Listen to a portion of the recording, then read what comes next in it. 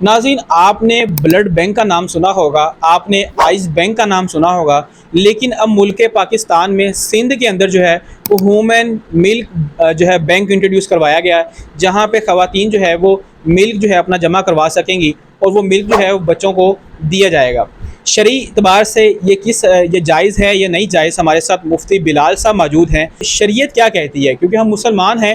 Women ملک bank کے حوالہ سے میں اتنا ہی کہوں گا کہ بنیادی طور پر اس کا جو پروسیجر ہے وہ یہی ہے کہ عورتیں انسانی ہمدردی کے ناطے اپنا دودھ ایک دفتر میں، ایک آفس میں جمع کروائیں گی، جس سے نوزائیدہ بچوں کو وہ دودھ پلایا جائے گا۔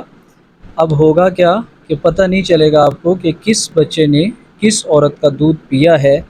اس سے اسلام کا جو خاندانی نظام ہے، جس کا ایک پارٹ ہے رضائی بہن بھائی، وہ کنسیپٹ بالکل ختم ہو جائے گا۔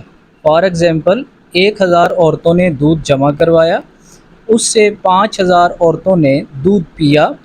اب جب وہ 5000 بچے جوان ہوں گے، ان کا آپس میں نکاح ہوگا، کیونکہ ہمیں پتہ نہیں ہے کہ کس بچے نے کس عورت کا دودھ پیا ہے، تو شرعاً ان کا جو نکاح ہے وہ صحیح نہیں ہے، کیونکہ وہ تو آپس میں بہن بھائی تھے۔ تو اس سے اسلام کا جو فیملی لاز ہیں وہ بالکل تباہ و برباد ہو جائیں گے۔ ہمیں ویسٹ کے کلچر کے تجربات اپنے معاشرے میں نہیں کرنے چاہیے۔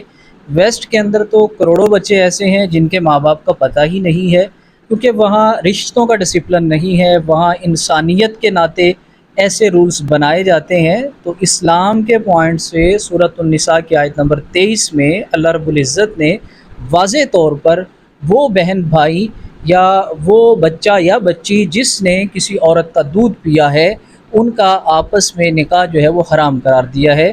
تو ہمیں ایسے قوانین اس مملکت خداداد پاکستان میں بنانے سے گریز کرنا چاہیے۔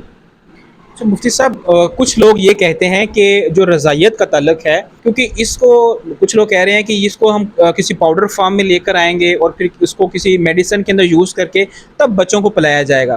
آپ کا کیا کہنا ہے کہ اگر اس میں 1% بھی جو ہے وہ مدر ملک ایڈ ہوتا ہے تو اس کا بھی وہی تعلق رضائیت والا ہوگا معاملہ؟ جی بالکل، اس کا اگر 1% بھی مدر ملک اس میں ملوث ہے اور وہ کوئی بھی بچہ پی لیتا ہے تو اس سے وہ ریلیشن ثابت ہو جائے گا۔ تو مفتی صاحب یہ بتائیے گا کہ جیسے انہوں نے یہ لانچ کیا ہے سسٹم، تو انہوں نے شریعہ کمپلین مطلب کیا ہے کہ اس میں بھی ظاہری بات ہے کچھ مفتی اکرام کا اس میں فتویٰ ایڈ ہوگا، تو پھر وہ کس طرح پھر اس کو لے کر چلیں گے؟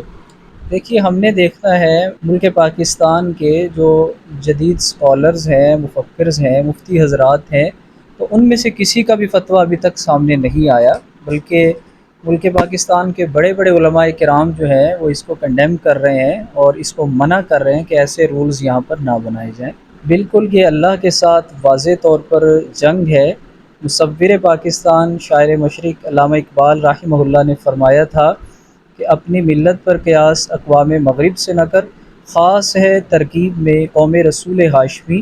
وہ اقبال جس نے مشرق اور مغرب کے فلسفوں کو کھنگال ڈالا، وہ یہی کہتا ہے کہ اگر مسلمان کامیابی چاہتے ہیں تو قرآن کے پیچھے چلیں، قرآن سے رہنمائی لیں، اللہ کے رسول کے اسوہ سے رہنمائی لیں۔